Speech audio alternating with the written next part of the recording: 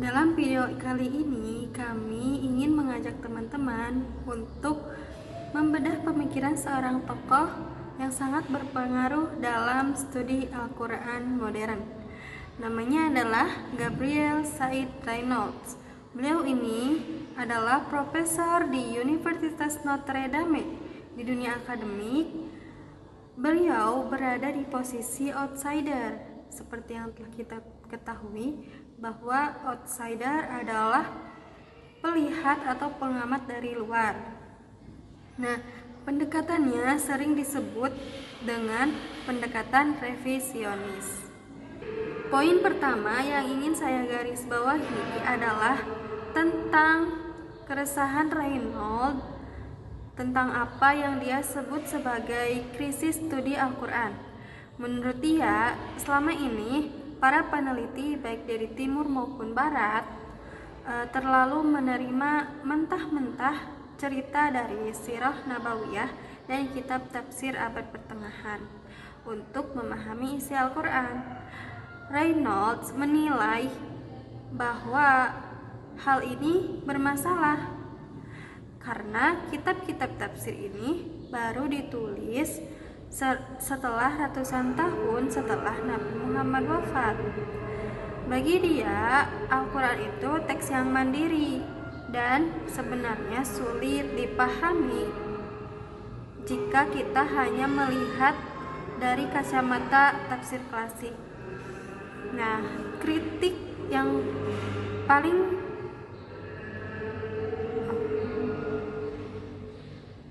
salah satu kritiknya tentang pembagian ayat Makkiyah Madaniyah yang selama ini kita gunakan, dia bilang ada namanya jebakan lingkaran setan atau vicious circle dalam metodologi tersebut. Mungkin menurut dia logikanya para mufasir klasik membaca Al-Quran untuk menyusun cerita hidup Nabi Muhammad.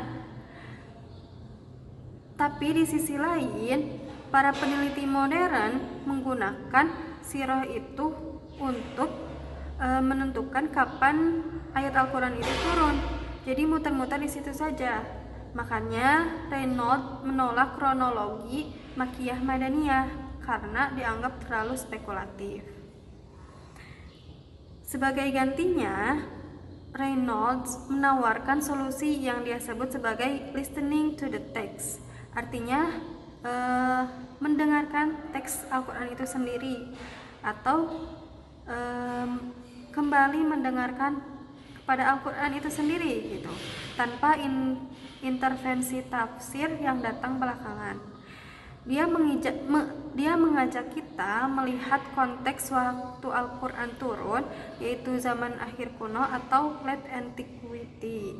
Reynolds membongkar mitos bahwa wilayah Hijaz di abad ke-7 adalah gurun pasir yang terisolasi dari dunia luar. Berdasarkan bukti-bukti prasasti purbakala, wilayah Arabia saat itu sebenarnya sudah sangat akrab dengan monoteisme, khususnya tradisi Kristen. Reynolds menyebut lingkungan ini sebagai Kristen Arabia.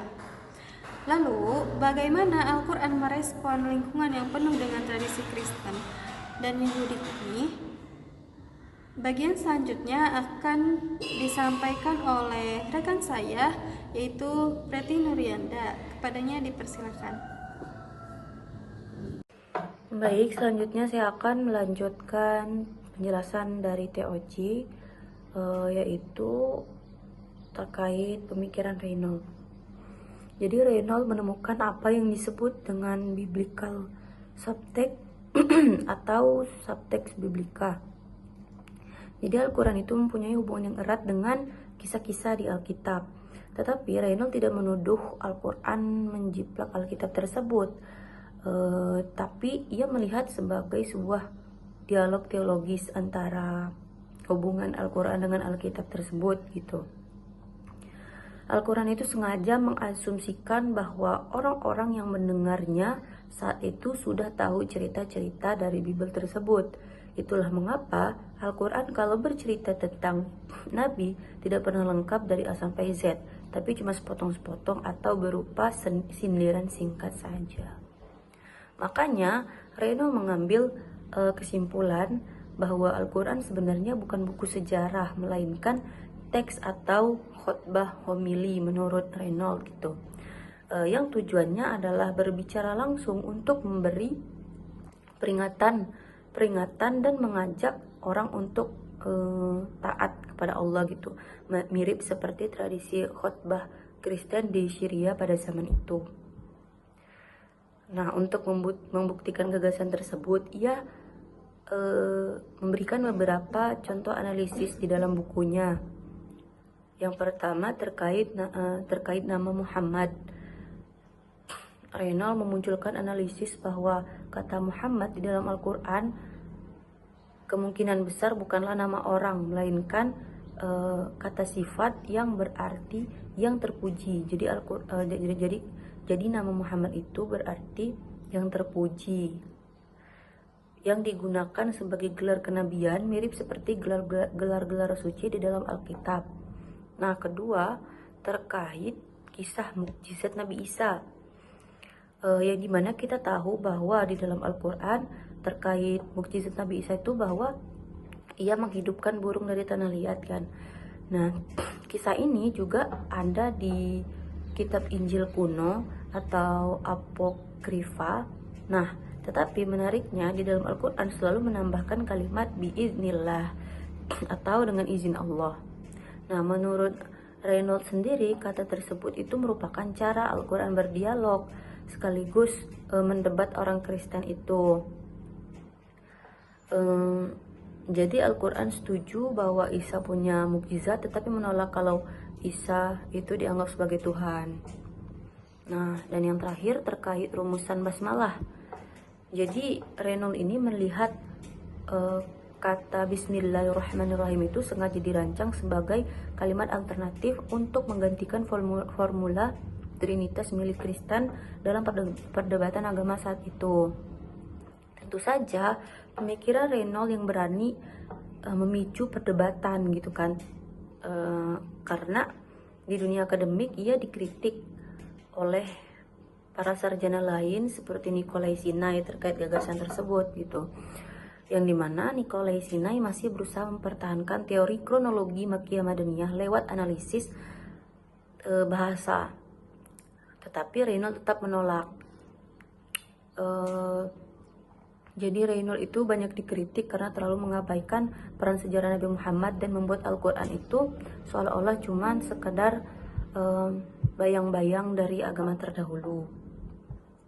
Nah, maka dari itu dapat kita tarik kesimpulan bahwa Reynolds ini mengajak kita untuk membaca Al-Quran dengan cara yang berbeda dari pendekatan tradisional gitu, dari pendekatan yang lama yang menekankan terhadap sejarah-sejarah atau kisah kenabian saja gitu. Padahal menurut Reynolds itu kita harus melihat Al-Quran itu berdasarkan teks Al-Quran itu sendiri gitu.